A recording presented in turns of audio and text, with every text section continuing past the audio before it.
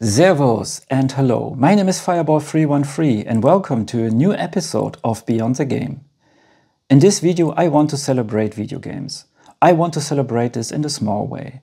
And now you will ask me how I will do that. That's very easy. I show you guys where we came from and where are we heading. And for that I have a handful of Nintendo console games. Each game represents an era, and step by step we move into the future, and there we will see what will happen with our passion. And for us European, everything started back in 1986 when the Nintendo Entertainment System got released. And as a representative of this era, I choose Super Mario Bros. 3. This of course was not my first NES title, that was the original Super Mario Bros. But I choose this one as a representative of this era when we talk about the package design, about the attention of detail, the manual, the cartridge, all the things what we got used to. And soon, when we move from era to era, you guys will notice that a lot of stuff really changed. Yeah, and because we didn't know it better, that was our packages of the video games. And that came out in a cardboard box. And that was back then when when the game was new, that was cool because everything was shiny and slim and it felt really, really good. But after some years, the cardboard gets really in a bad condition, let's say it like that, because you guys can see that here, and you see a lot of scratches. When you had stickers back then here on the cardboard boxes, and if you try to remove that, sometimes it really destroyed the cover or the layout, something like that. In this case, I must admit, plastic boxes like what we have today are easier to use in this case, and they are not get broken so easily. For us collectors, actually, to get rid of this problem, we place the old games in this kind of plastic shell, and then it gets protected by the sunlight and dust and things like that. Yes. The first thing, what is important, this is the European version of Super Mario Bros. 3, and in that case, it's the German version because I bought this back in Germany. And it says already that's the European version, so it would not work on the Famicom. What was a very important thing is the original Nintendo quality seal. In 1983, there was a huge video game crash, and people lost trust, the faith in video games because of the poor quality. And Nintendo, no, I have to say it different, because Nintendo established this quality seal. And this quality seal was a representer that when you buy a Nintendo product, then you can expect really high quality standards. And with the help of this seal, people really started to believe in the video game market. So technically, Nintendo really resurrected the video market by themselves. So, and of course, Nintendo was really a very important, innovative company for the video game market later, of course. Yeah. But let's focus on the design. I mean, this is iconic standard. You don't need to put a lot of stuff on it. It's Super Mario Bros. 3. It is Mario, and yeah, and you have the yellow background, and this is so iconic. I must really admit, everybody, I mean, from my era, when he sees this image, he starts already, no, I have to say different, he has already a big smile in his face, because everybody from my era knows this game and this package design. Yeah, and of course, this was nice back then with the games, because when you place it in a shelf, all the games next to each other, you had like a bookshelf, you had the name there, and here also. So when you place all the games next to each other, like this, for example, you could just choose, oh, I want to play Super Mario, then you take it out. That was really, really handy back then. Yeah. When I turned it around, actually, then what was normal back then is that you got some screenshots of the game.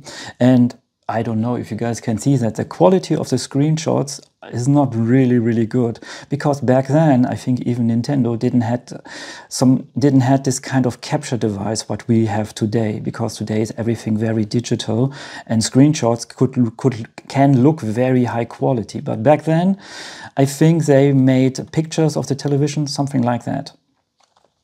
The biggest and most exciting Mario Brothers adventure of all time. It's in German version.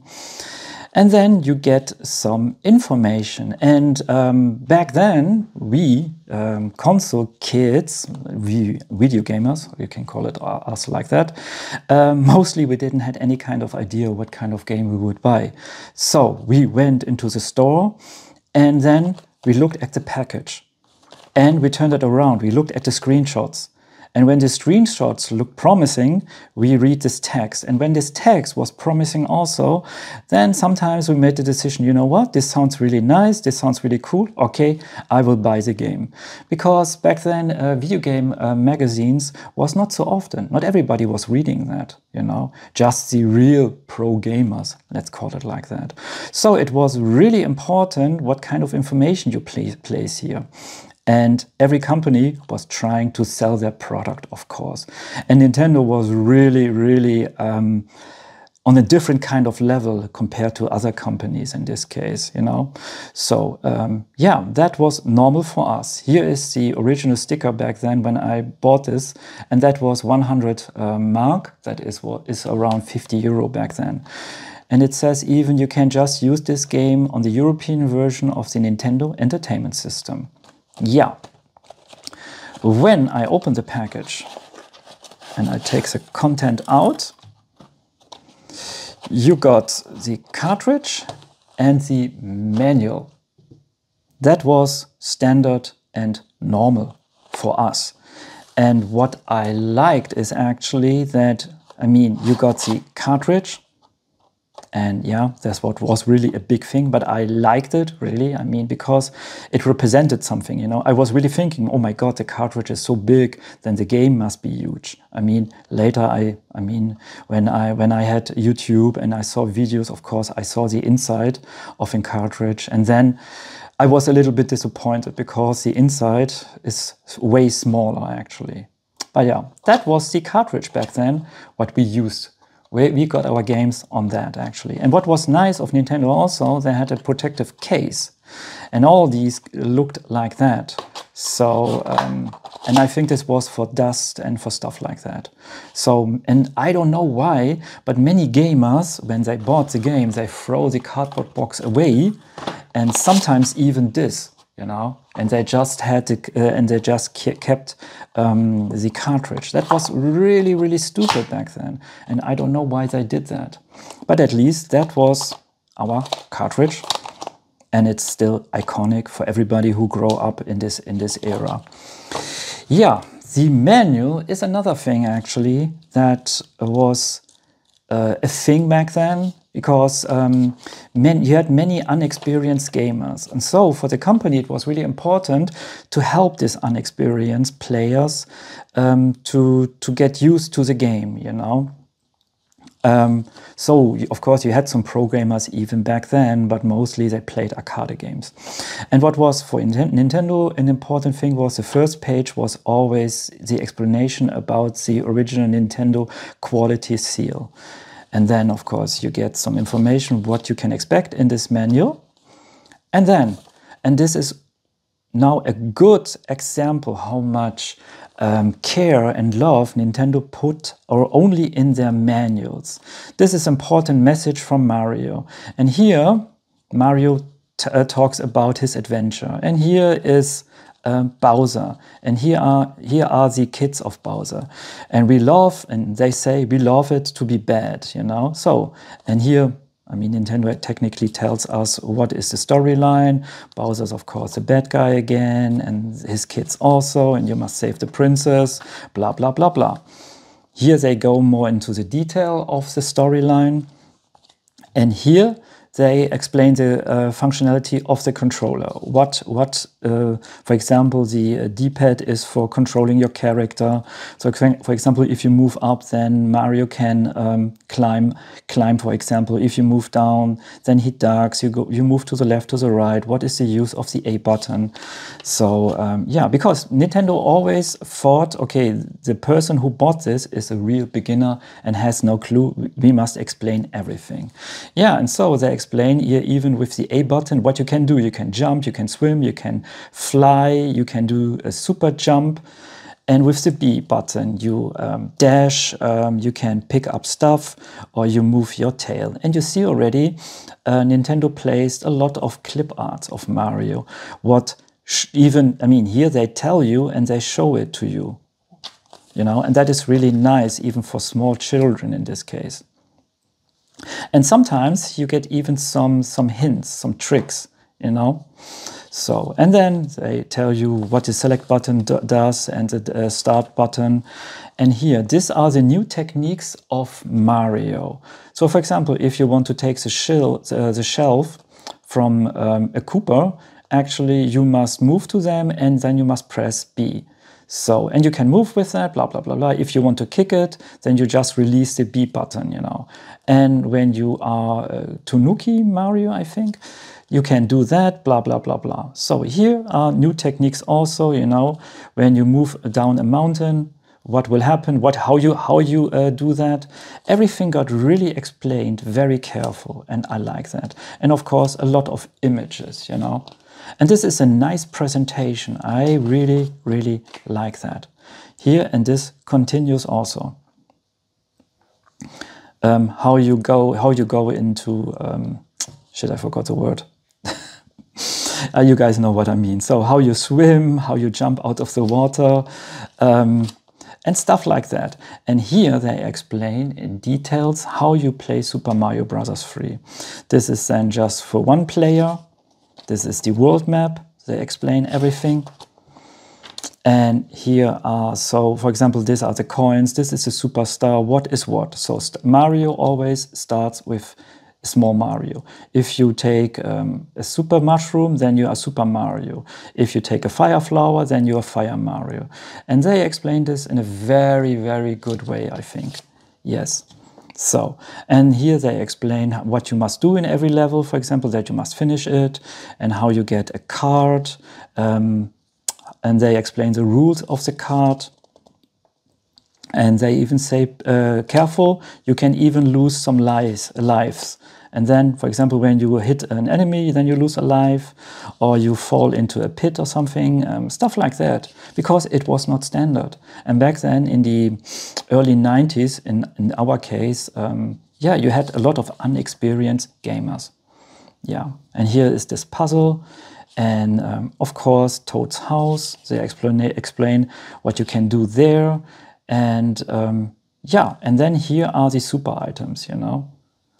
And I don't know if you guys can see that. The quality of the screenshots are really horrible. But that was the standard back then also for us, you know. We didn't know it better. So here is the information about the castle, when you reach the castle, when there is a game over, how you continue the game, and stuff like this. And here, this explanation about the two-player mode and how you play the original Mario Bros. Game. And to give some more information, they explain here the 8 worlds. This is the first world, and then the second, the third, the fourth, the fifth. Of course, they don't want to spoil not everything. Some stuff they just leave out, you know, and you must discover this on your own. But I don't know if you guys see this graphical design is really awesome, you know. It really fits in the Mario universe, and explains everything in a very, very lovely way. And these are all the enemies, you know. And so, for example, I didn't even knew that this is a Goomba, you know, because when you read the menu, then you know this is a fly Goomba, or this is Feuerschlange, is it in German? So this is a fire snake, for example. This is G-Electro. So yeah, they had, in German, they really had a lot of funny names, you know. And these are enemies underground, these are enemies in the castle, what you can expect. And things like that. And here's Boom Boom, they explain who is Boom Boom and what he does, stuff like that, you know. And what is really cool, I really miss that with modern video games is, and this is to all the Super Mario players, thank you that you bought this, this game. And then they actually tell you a little bit, you know, and they, I mean, more or less, it's a little bit a commercial or something, but they address this to you as the buyer of this game, and this has a really personal touch.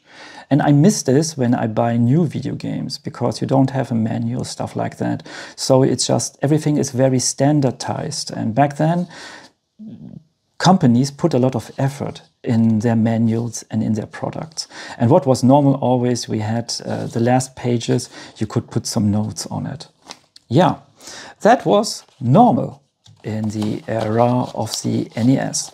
So as an, wait, let me put this back. Shit, come on. Yeah. I have another representative of the NES era, and that is Mega Man 3. This is in a better condition, and yeah, and I must say this package design is really iconic also, you know. And technically it looks the same. I mean, when it's about the, here you have the NES and Nintendo logo, the European version, the quality, seal of quality. Yeah, and with this design of the back is actually the same. So, and of course they shorten some information here that you have 21 levels, that you have a rush as a new sidekick, and there's a password. Yeah, I mean, this is a Capcom product in this case, but when we just look in, a little bit, we look a little bit in it, you see actually it's the same like Super Mario Brothers. You have the cartridge, you have the manual. This manual is smaller, so you notice immediately that when we talk about the manual, Nintendo put really a lot of effort compared to other companies. I think I said this already, and you can see that here with the design, with the information, what you get. I mean, what is nice is here they tell you the name of the Robot Masters. It's a small picture of them also. But yeah, but technically this is already it. When you compare it with Nintendo manual, this is really smaller. Yeah. Wait.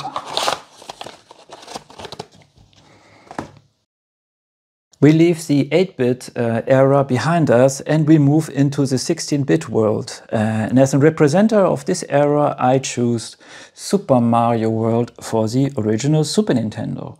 This game got released in 1992 together with the Super Nintendo here in Germany, Holland, and in Europe actually. And what is really important, the Sega Mega Drive was already on the market in this time, and Sega had a different idea about their packaging, because they choose to have plastic shelves for their games, not like the cardboard boxes what Nintendo still used. Nintendo even used this in their Nintendo64 games, but soon we will see that. And then you still have the same problem. The games really age in a very bad way. I mean, when we talk about the packaging. In the beginning, the packaging was always very nice, very slick, very slim, very shiny, and how older the games got, how older the paper went, you know. And then, yeah, I mean, this game is over 30 years old. I mean, it's still in a good condition, but just because I put it in this kind of shelf, you know. Yeah, so in the 16-bit generation, they changed not so much in this case. I mean, the format is different. Yeah, it's now like that. But it's still a cardboard box, you know. The Nintendo seal of quality is still there. They show here that the PAL version is Super Nintendo, and yeah, and the design is actually a little bit different in this case. But they continue the trend actually with this, you know, that you have the name on every side, so you can place the games on your shelf next to each other, and if you want to choose a game, you just do it like that, you know, always very, very handy. Yeah. When we turn it around, actually you have the same design like with the NES. You have some screenshots and some information about the game. Tackle a whole new world with Mario and Yoshi. And then of course Nintendo is trying to sell their product in this case.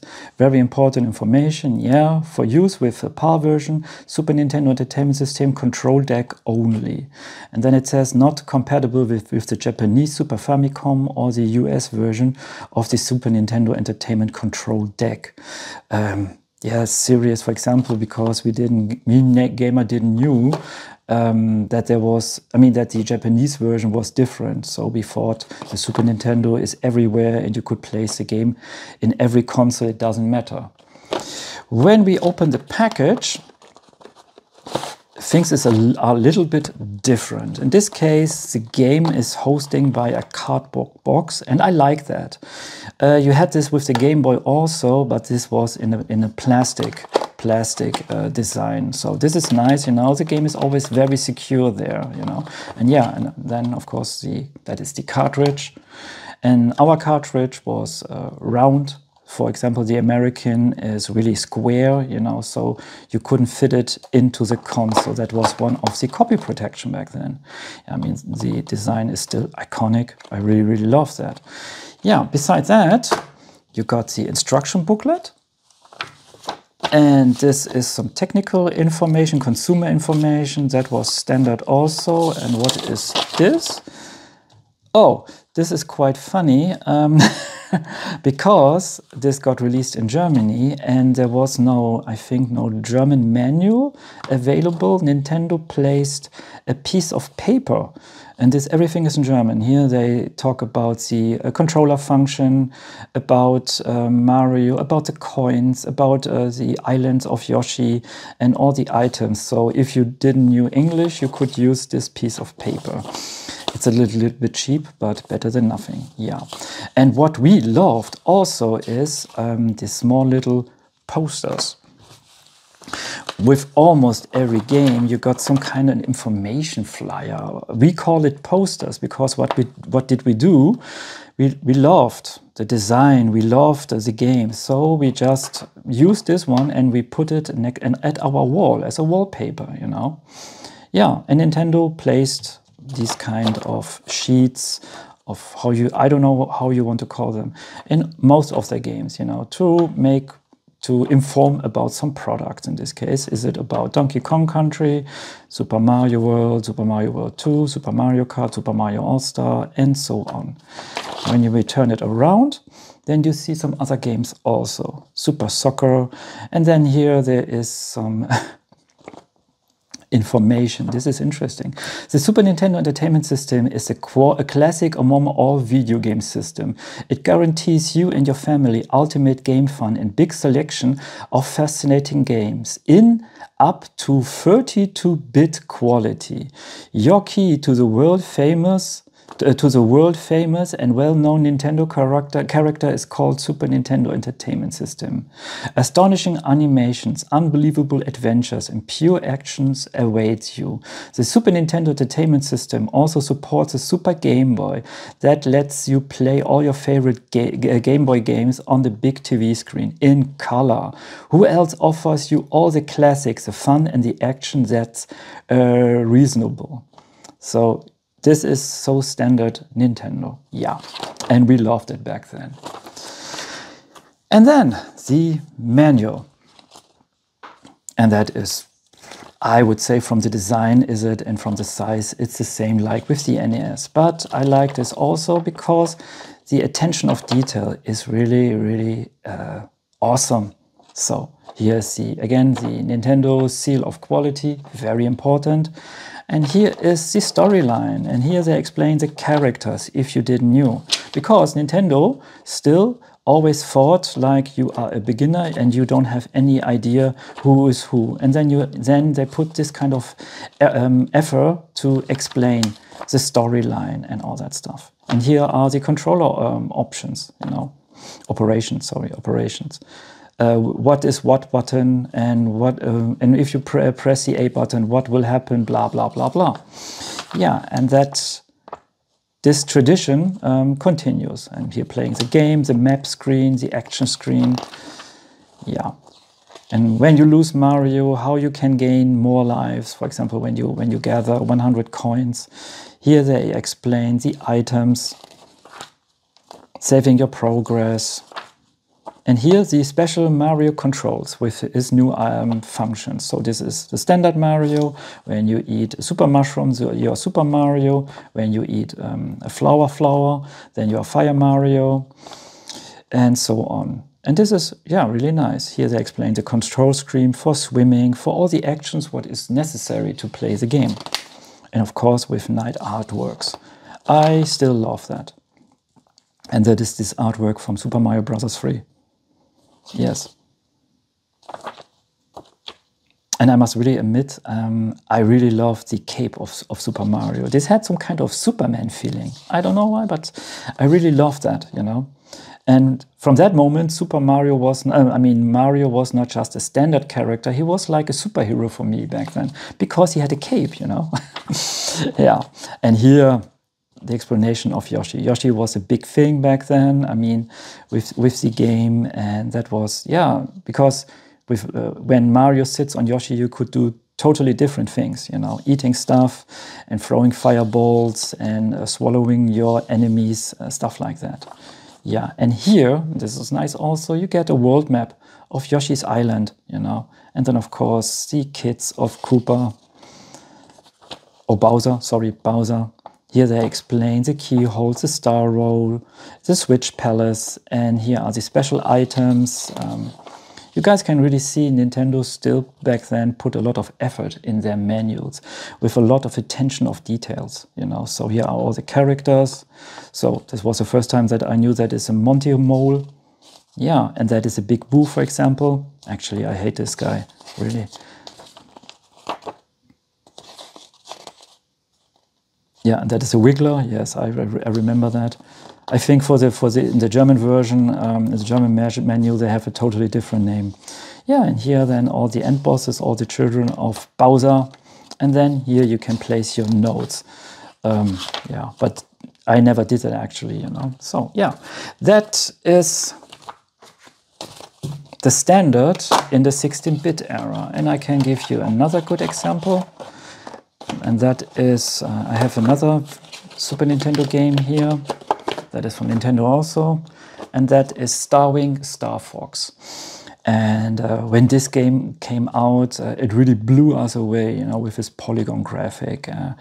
And the package already tells you this. The Super FX chip is inside the cartridge, and we back then thought that is really a powerful thing. And you know, yeah, because Nintendo made a huge thing about the Super FX chip in their commercials on television and in their magazines, and we really thought this is some kind of super chip. It can do a lot of stuff. And when we saw this, you know, I mean, the polygon graphics, really, everybody was really speechless. Yeah. That is really important for us German in this case, because in the NES era, everything was, I mean, the manual not, but the games, everything was in English for us. So, and in the early beginnings of the 90s, I think the first game was The Legend of Zelda: A Link to the Past. That was the first Nintendo game what had German language. The game itself, I mean. And here they say this also, that this game is in German text and stuff like that.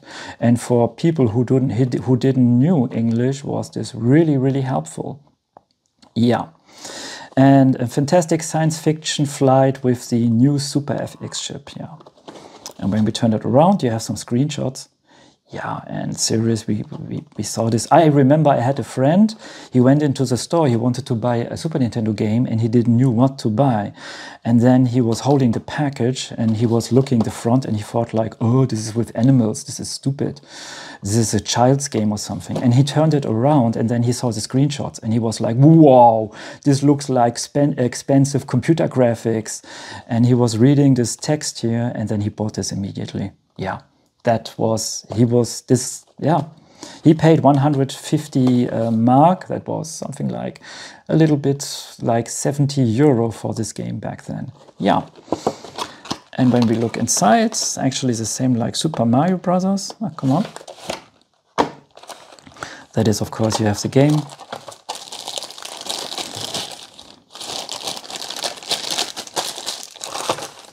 And that's the manual. And the manual in this case is in German also. And wait, I want to show this also, the attention of detail.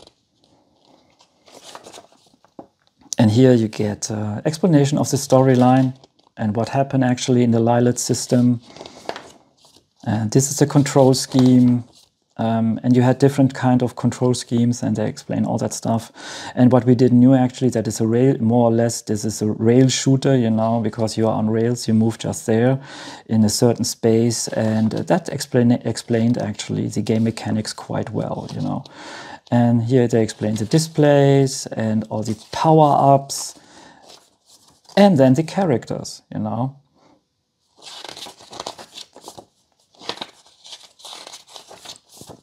And that was cool also. When you are in space, you could move, you could change the view, actually, the cockpit view or the standard view that was behind the R-wing. That was really, really awesome for us, you know. And then they explain all the levels. This is Cornelia, this is the asteroid field, this is the meteor, this is Planet 2, this is Titania, and so on. And they give even some hints, you know, about the end boss and what you can expect. Yeah, and then of course, nice art design, you know. And these are some of the enemies. I think even the end bosses, I think. Yeah, some of them are the end bosses. And here's the world map, or the star map in this case, and you had 3 courses. Yeah, and of course, here's the notes. That was, yeah, always very helpful for us. And I remember some friends of mine who didn't have an NES back then, and they started with the Super Nintendo, and Starwing or Super Mario Brothers was their, Super Mario World, that was their first game. And of course, in the beginning, what you do is you read the manual to know what you can do and how you play the game. And that was always very helpful.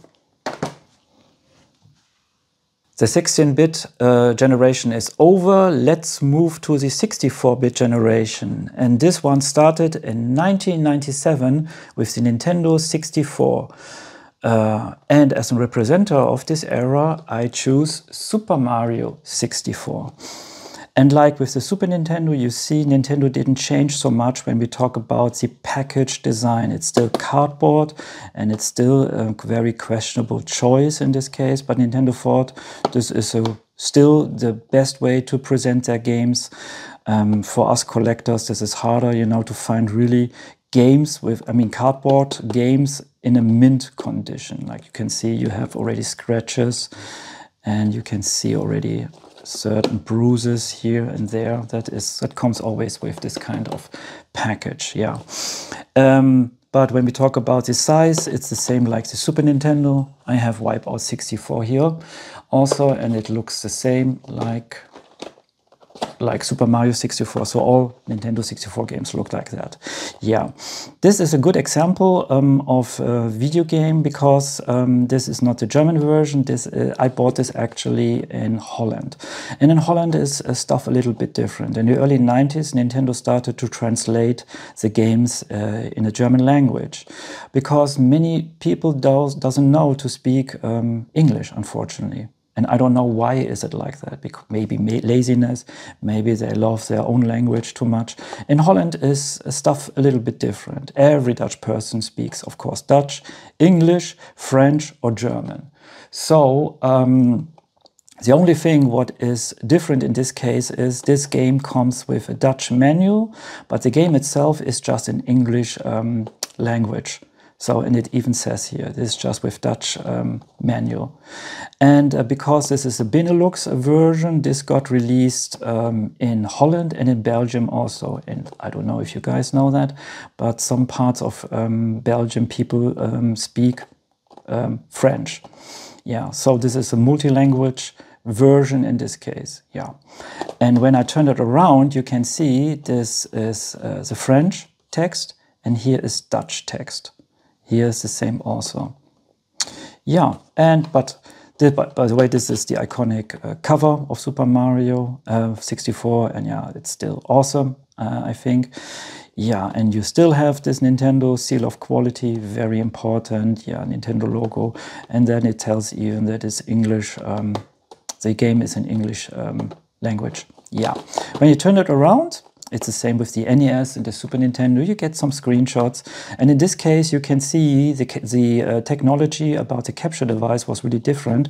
So we can really talk here about high quality screenshots, you know. So, and yeah, and then of course here's some information about that the game is rendered in real-time 3D and stuff like that, you know. Yeah, and like with the Super Nintendo games, really important also, you have that design. I mean the name on every side, almost every side. So you can place it just, that is shit now. Okay, you place it like that, and then you choose your game, like I want Super Mario or I want Wipeout. Yeah, that was always very handy. And from the inside, there's not so much stuff changed. You still have a cardboard box, and the cartridge is housing in it. Yes, and that is the cartridge. Yeah, that was of course a very, very interesting choice of Nintendo to choose a cartridge in the 64-bit generation, because other companies like the 3DO company, Sega, and Sony started already to release their games on CD-ROM, because CD-ROM, that was the future, you know, because unlimited memory, because you had 650 MB memory on a CD. Yeah, here the maximum memory was 64 Mbit, I think, and that was Resident Evil 2 or something. Yeah. A very interesting choice of Nintendo. They explained the reason why they choose the cartridge. It was of copy protection. And yes, that is true. It was very easy to make a copy of a PlayStation CD-ROM game. You know, I think almost everybody did that. I never did that actually. I was always very, very decent person who bought the games in the store. Yeah. Yes. So in this case, when we compare it with the Super Nintendo generation, nothing really changed in this case. Yeah, then you have here the consumer information. That is standard also. And then you have the manual. And again, a small little poster about the games of the Nintendo 64. And you could see even here some colors of the controllers. Yeah, and then information and some screenshots about the games, what is available on the console back then. And I must admit, I didn't bought a Nintendo 64 back when it came out. And it was not about the cartridge, it was in this case about the controller. I really didn't like the controller. And I still have certain problems with the controller. I mean, I think 15 years ago I bought my Nintendo 64 with a lot of games and I played them on the console. And they are good games on the console, but I'm still not a huge fan of this controller. I don't know why. It really feels so awkward for me, really. But it was revolutionary when we talk about the analog stick and stuff like that. That really it was really an evolution for the controller designs in the later future. But I want to talk about that in a different video. Yeah. When we turn it around, you see some information about the Game Boy games. And back then it was already the Game Boy Pocket with the awesome Game Boy printer and the Game Boy camera. Yeah, stuff like that. So that came really with every, I mean, this kind of poster came with almost every Nintendo game. Yeah, and then we have the manual in different languages. I think in French, in Italian, and something else. Wait. Yeah, this is Italian and, I don't know, Spanish? Something like that? Yeah. At least the attention of detail continues in this menu also. Of course, here is the explanation about the original Nintendo seal of quality. Wait, let's move forward to the Dutch language. because my Spanish and my Italian and French is not really good, very rusty. So yeah, this is about the information about the seal of quality. And here they give even explanation about how you must use the Nintendo 64 controller. For many, many people, Super Mario 64 was the first Nintendo 64 game. And for even non-gamers, this controller was very awkward. How you must hold it, how you must use the analog stick, stuff like that. And here they give a good explanation about that. Because Nintendo still thought when you buy the game, you are not a pro gamer or something like that. You are a completely beginner. So, and in this way, they explain stuff like that. And what is quite fascinating, even if you had some trouble with the controller, I mean, if you don't know how to use him correctly or stuff like that, you could call this number. This was the technical service of Nintendo. And then there was somebody from Nintendo who explained you everything in detail in person. So, yeah. Then here it's about the storyline, and they put yeah, some effort in this also when we talk about presentation, you know. Yeah, and very, very important, the movement of Mario, because that was the first 3D Mario game, and a lot of stuff really changed where we had to get used to. So yeah. And here they explain how you swim, how you use the Z button, how you jump correctly, how you jump several times, how you do this, I don't know, somersault, I think, how you do this wall jump. Yeah. And here some other functionalities, how you pick up some enemies and you can throw them, how you kick, how you can throw Bowser, for example, how you slide, things like that.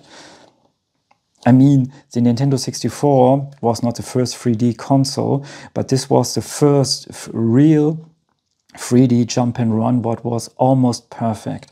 And for that, Shigeru Miyamoto and his team had really to create a control design what was logic and useful at the same time. And for many people, I mean, most people never saw an analog stick. They just knew a standard controller. So this was a new challenge, and this menu really helped them, you know. I know even there was even some videotapes who explained the control scheme of Super Mario, because people really didn't know how to play this game back then with the analog stick. Yeah. Here this is standard information about the game itself, how you save the game, and then about the buttons of the blocks, things like that. How you control the camera, that was a big thing back then in the 3D era also. I mean, all the games what we played are just normal 2D games. You move from the left to the right, stuff like that. But here, that was one of the first games, at least from some people who I knew, who could control the camera. And for them, that was revolutionary, really. Yeah. And then, of course, you can play some notes. And here's the guarantee stuff. And if you had some trouble or some things about Nintendo video games, you could call this number. Yeah. Okay, I didn't know that, actually. The Nintendo Expert Hotline. Okay, 7 days, seven days in a week, 24 hours. You could call this number. Ooh, interesting. Very interesting. Nintendo Expert World, the brain of Nintendo of Belgium. Okay, interesting. Yeah. So, but that was the standard for the 64 generation of Nintendo. And I want to summon this a little bit up. Wait a second. Here we have Super Mario Bros. And Super Mario Bros. 3, Starwing, and Nintendo 64. That was the first 3 generations of Nintendo. And very similar, especially when we talk about the Super Nintendo and the Nintendo 64. The package is the same, cartridge is the same, the menu, everything is really standardized. Yeah, that was the thing back then. So. The next generation for Nintendo started in 2002 with the release of the GameCube. And as a representative of this era, of course, I chose a Super Mario title. And this one is Super Mario Sunshine. This came out in 2002 also. When we talk about the packaging, that is really important. In the early 2000s, when the DVD hype started, everything got standardized about the packaging. So for example, you can see this is a PlayStation package. I mean, the console came out in 2000, and this is already the design of a standard DVD movie. And yeah, and you guys can see actually it's the same size. And yeah, so most of these games came out then actually in this kind of plastic boxes, and that is really nice because the aging of that is way better, you know, and so and so in comparing to the cardboard boxes, this is way nicer for collecting stuff. Yeah, here some stuff for Nintendo changed also besides the packaging. I mean, the design is still the same. You have the seal of quality. It's a PAW game. They tell you it's a German language. That is a big thing. Also, you have this sticker for which age it is actually, and it says you can be. I mean, there's no limitations in this case.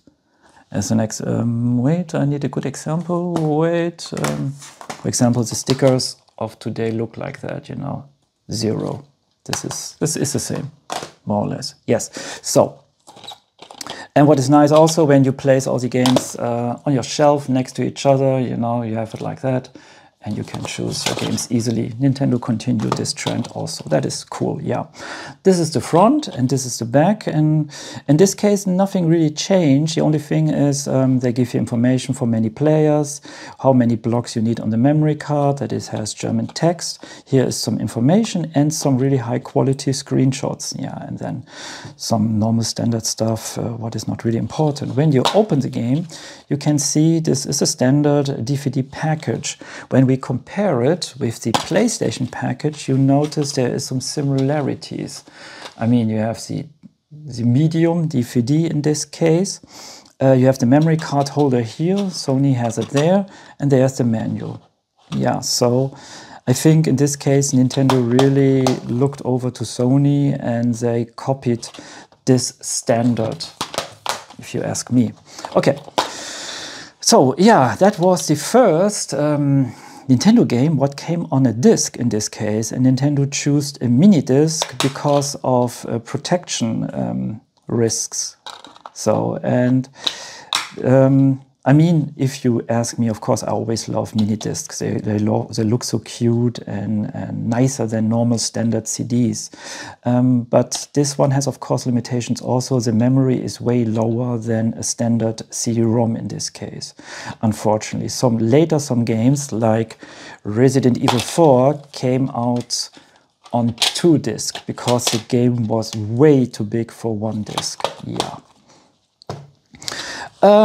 Besides that, it's finally on a disc and that Nintendo moved into the future, let's say it like that. They have their standard menu and their consumer information. Sometimes you had a poster also here. It depends, of course. Yeah. And the trend from the NES, Super Nintendo and 64, they continue also in their manual. This manual is in German, and you can see already the design is always very shiny, very colorful, stuff like that. Here is still the explanation of the seal of quality from Nintendo, and here they explain how you make the neutral position for the controls analog sticks. Yes. And then here is the explanation of the storyline actually. Yes, that it's Mario's vacation on, what is the island called? Island Delfino. I hope this is the English version also. Yeah.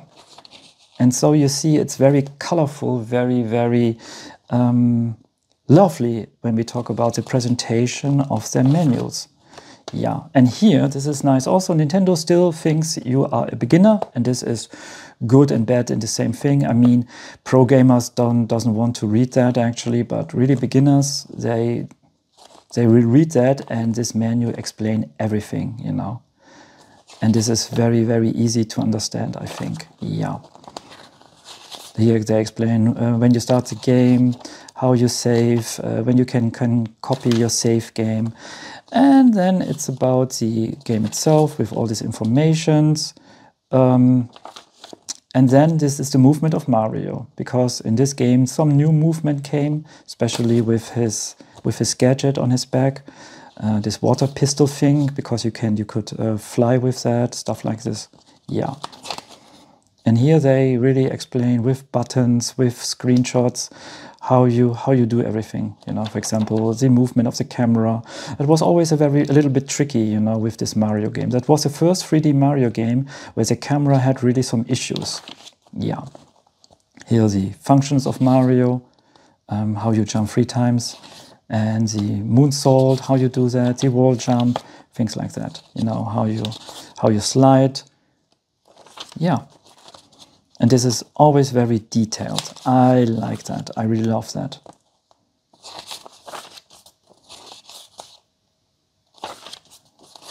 And these are the items, what you can find on the island. Yes. And here, and this is really nice, they have some FAQs about how I move to new levels, and then there's the explanations. How can I defeat enemies? And then there is an explanation, you know, just some standard questions with some standard answers actually. So yes, and of course you can place some notes. So in this case, nothing really changed when we talk about the manual and things like that, you know. That was the standard back then for the GameCube, yeah. And I choose another game as an example. This is Resident Evil 4.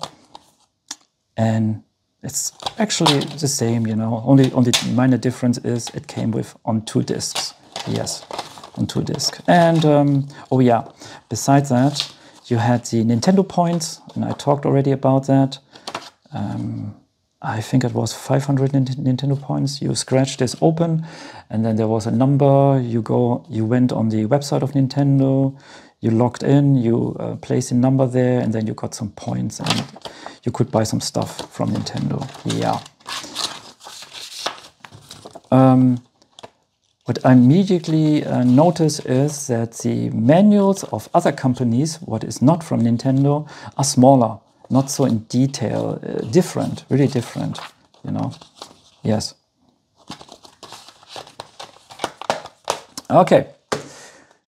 After lackluster sales of the GameCube and the Nintendo 64, in 2006 Nintendo released their newest console back then, and that was the Wii, and it revolutionized the video game market in its own way with their motion sensor control scheme.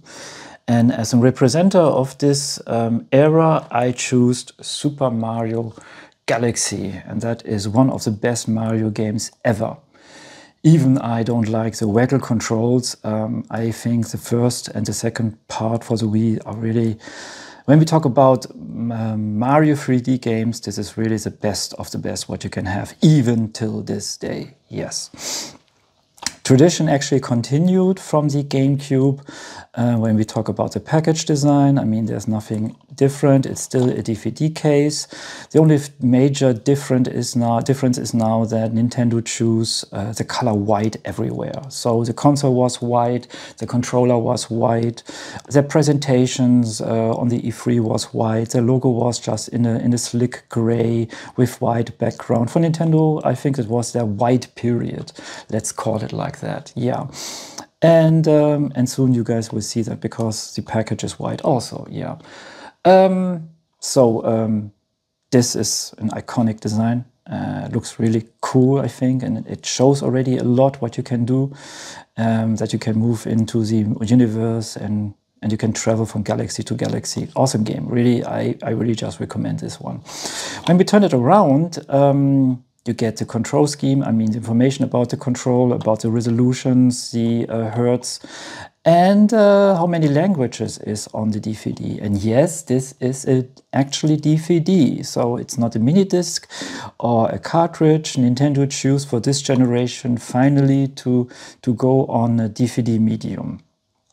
Yeah, here's some basic information about new functions of Mario, what he can do, that he can be as a bee, for example, stuff like that, you know, just for selling their product. Nothing really changed. But the design, the artwork is really nice, you know, especially for small children. When they see this, they see immediately, wow, Mario, this must be an awesome game. Look, this is a huge enemy, and this is cool, and this is cool. Yeah, the presentation of Nintendo, the presentation of Nintendo games is always really on high standard, I think, yeah. And here, like I said, the white generation of Nintendo, you can see it with the package. You can see here the Wii logo.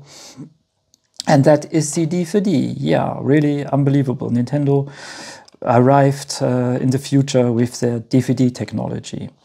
Yeah, and when we talk about the what comes with the game is, of course, the DVD itself. I like the print. Looks really cool. Very shiny, yes. And then you get the menu, of course, you get an information catalog and some health and safety information that came with every Nintendo product, not really important. What was nice always for me are these small catalogs, you know, where Nintendo presents their newest games, you know. And here you can see is the white design, even there's a white couch. And with the Wii, of course, they targeted the casual market, you know, old people, kids, actually everybody. And unfortunately, I think they lost their main target, the pro gamers, if you ask me.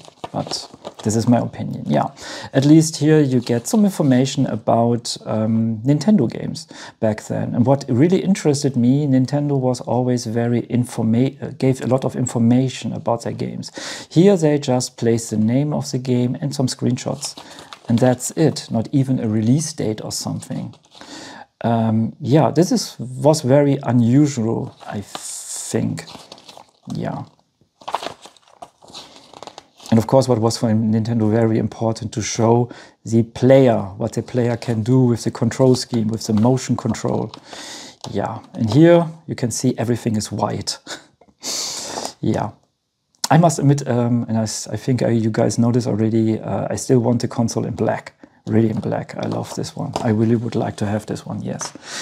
When we talk about the manual, Nintendo didn't change so much also, and this is in a good way, of course.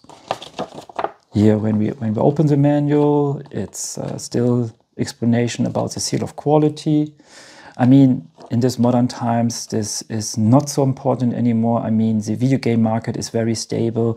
People believe in the products. Of course, you have sometimes bad games, but you have this with everything, you know. So, but at least the consumers really believed in the video game market again. And so, yeah, people just bought games and they knew, of course, when they buy a Nintendo game, this is a good product. Here is the prologue, of course, and they present this again in a very, very lovely way, I think. They explain the new characters, Luma and Rosalina. Yeah, basically for me, this is like Peach, just a little bit more shiny, I don't know. I thought maybe she is the lost sister of Peach, something like that, because she looks so familiar. I mean, she looks really almost the same. Yeah. Here's the way that you, of course, update the console. If you didn't do that, then you should do this. I think the information they gave already here. Yes. Yeah. Then about the control scheme. Yeah. Very important. Because when you read this menu, Nintendo really still thinks, because you're a casual gamer, you don't know anything about the controls, and then they explain everything in detail. And that is good also. Yeah. And that is an important thing also, that you have this, I don't know the English word of that thing, what you put around your wrist, so you can lose the Wii remote. Otherwise, it will be a weapon. That was a thing in this era. Yes, and here they explain the game mechanics, that you can move from one galaxy to another. Here is about the movement of Mario. Yes. And like I said, they explained this in a very, very lovely way. Here are all the new items and how you use the pointer function of the Wii remote, that you can collect the stars, stuff like that, yes. I must really admit, I think you guys know this already, I hate waggle controls that I always must do like that. This is so stupid. But yeah, here they give some hints about certain things, how you, for example, must beat an enemy, how you use Luma. For example, you can, how to say that? You can collect all these stars and the star pieces, I think, and you can feed Luna with that, yes. And they explain this function here. And yeah, what is for me always nice, and back then in the 8 or 16 or even 64-bit generation, they didn't do this so much, is the credits. That they place the credits in the manual, so you can see who worked on this game.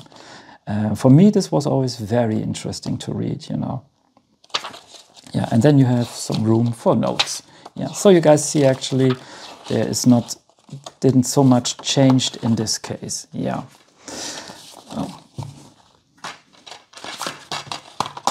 And another example of a Wii game is Fire Emblem Radiant Dawn, and here you guys can see it's the same also. So this was the standard back in the Wii era. Yes. And now we move to the Wii U. And with the Wii U, some stuff already changed. In the era of the PlayStation 3, Wii U and Xbox 360, I started to notice the downfall of the retail games, because digital distribution started to be more a bigger thing. Every video game company had their own online services to play multiplayer games, to download free demos, to download patches, to buy DLCs, or even small games. And through the evolution of the internet and their services, actually it was possible to buy full-fledged retail games. So when Resident Evil 6 came out, you could buy this in the retail market, you know, like, yeah, here in Germany, in Holland, doesn't matter.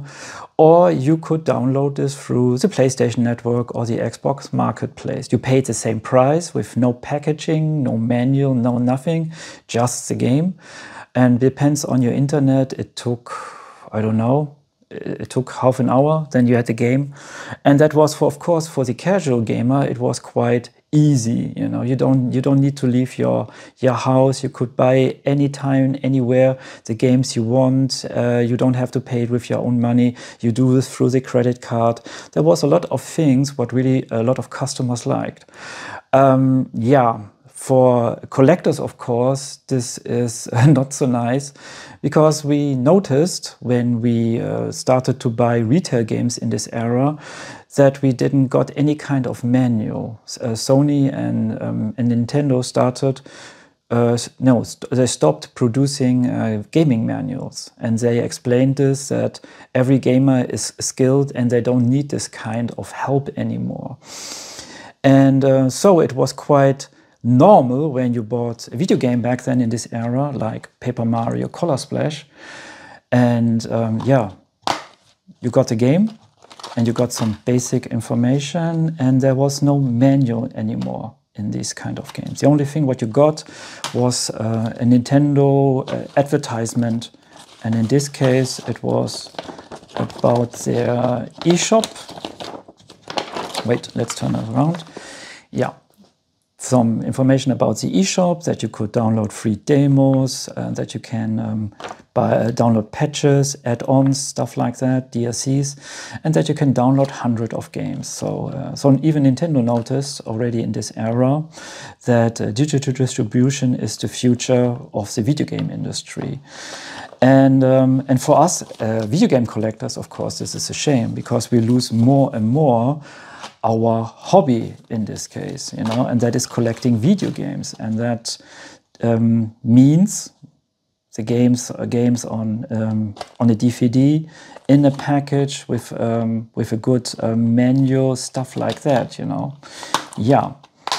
A positive example of that is New Super Mario Bros. U for the Wii U. That was my launch title back then when I bought the console. Was actually, there was still a manual inside in some way. I want to show this soon. About the package design, nothing really changed so much.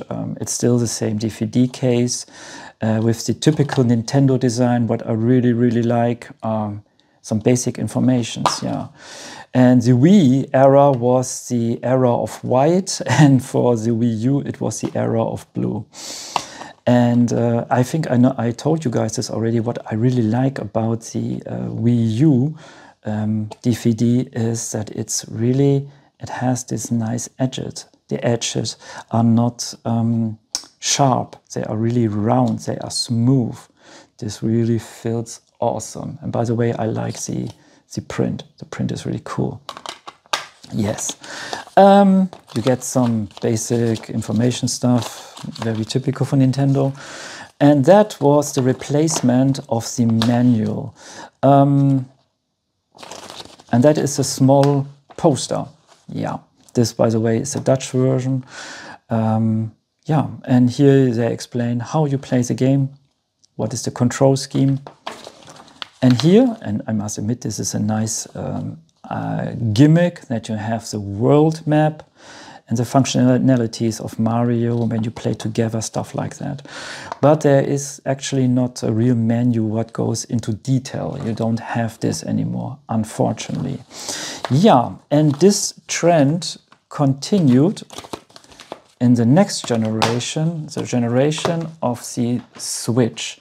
And as a representative of this era, I have Super Mario Maker 2. This, by the way, is an awesome video game. I call it video game.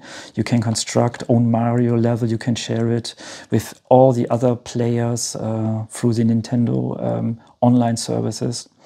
And because the Switch is a hybrid console, so they used a different kind of medium. They used this kind of cartridges. Really small. It has the size of an SD card. It's very cute. The benefits of that, you don't have any kind of loading times like with a DVD or a Blu-ray, stuff like that. Yeah, and for a hybrid console, what you always take with you, I think, is the best solution. And because of that, they made the packaging smaller. I can understand that. And yeah, and when you open it, this is how the future looks like now with retail games. There is no manual. The funny thing is actually there are holders for manual. Yes, they have this here, but manual is completely gone, and all this extra informations, all the flyers, what we are used to are gone completely. What is left over is just the game and a nice artwork. I mean, I really like this artwork.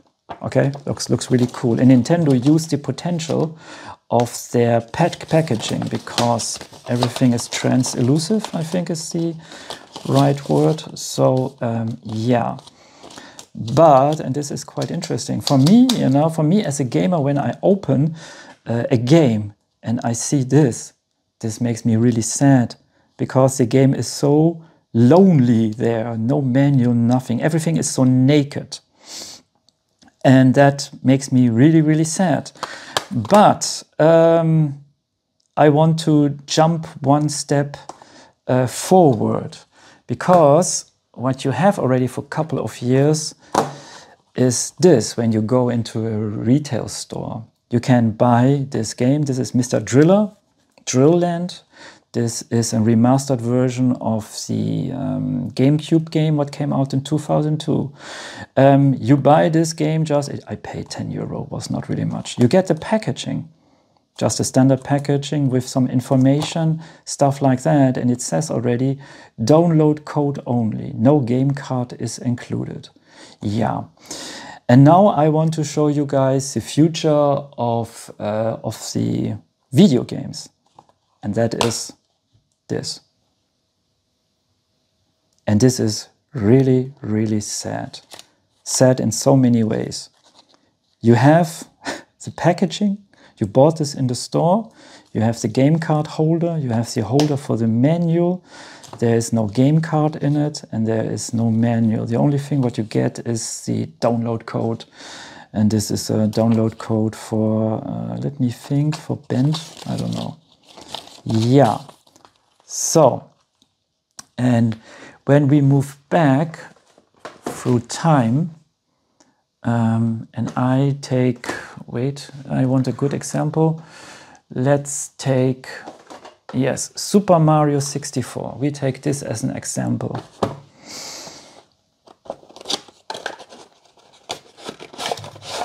And let me take everything out.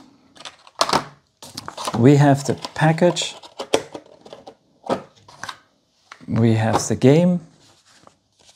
We have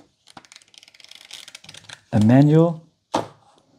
You have some advertisements and some basic information. That was standard in 1997. And this is the standard of now.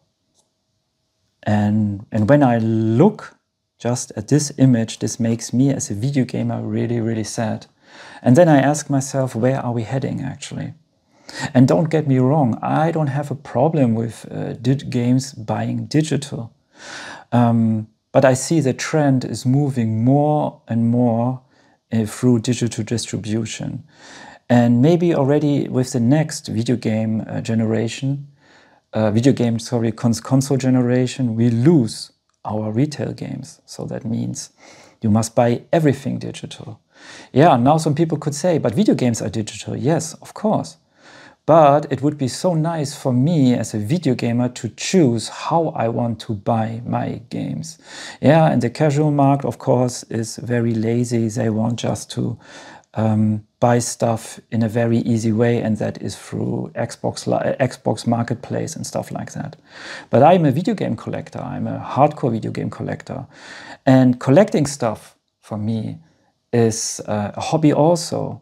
For me, this was always a thing when I bought a game and I opened the package and then you open, you know, this is really hard to explain for me. You buy this game and you open it and then a whole world opens for you. This is the game, this is the menu. And when you already sit in your car and you're already heading home maybe and you are not driving, then you start to read the menu, you look at the screenshots and then you imagine already, oh man, this is this awesome game, I want to play this soon. And you look already forward to that, you know. So yeah. And besides that, I really like to have my video games in my hands. I want to feel them. I want to see them, you know. Because when you buy soon everything digital, the package design is obsolete. The posters are obsolete. Everything is obsolete in this case. But this belongs with the medium of video games. This is part of the experience. You buy the video game, what is on a disc or on a cartridge, stuff like that, and the manual, the posters, the advertising, the design of the package, everything belongs together with the video game. It's not just like that. And you guys must imagine there is an artist who just designed this. There's an artist who designed that, you know. And soon, when you just have digital distribution, you don't need this anymore. And this is a real shame, I would say, because you really, I really still appreciate this awesome design, you know, the effort what a company puts in their product. And when you lose this actually through digital distribution, I think this is a huge shame. A huge shame for the video game industry, if you ask me. Yeah, so one of the main reasons why I want to show this to you guys is actually if you love video games, I would recommend you to buy them through Amazon. Buy them or just go to your electronics store or go to the toy store, stuff like that. Buy it just as a retail. and don't buy it digitally, because how more people buy stuff digitally, how less retail versions we get, unfortunately, you know. And there is a huge benefit that is important also. When you buy this game as a retail version, you can sell it later. And the funny thing is, you are the owner of this game. So that means you can do whatever you want with this game. Of course, you're not allowed to make copies, but you have an agreement with the company where you bought this game that you own this game. Through digital distribution, you don't own anything in this case. So, and you see this already, that sometimes some games disappear from the PlayStation Network or the eShop from Nintendo because the licensing is outdated, stuff like that. So, and when the stuff is digitally gone, let's say, for example, the licensing of the soundtrack of Gran Turismo 7 is not valuable anymore. So then Sony is forced to delete the game through the PlayStation Network, and then you are not able to download this anymore and to play it. And this is a real shame, because you paid a lot of money for this product, you know, and this product belongs to you in this case. So I really recommend you guys, when you love video games, go and buy them just in a retail version. You know, you make yourself happy, you make me happy, and so many other gamers and collectors. Yes, and I hope that in the next console generation we don't have this kind of shit. That we have, when I open a package, that I see the medium, DVD, Blu-ray, doesn't matter, SD card, I don't care, with a proper menu and some gadgets, some items. That would be really, really awesome. Yeah.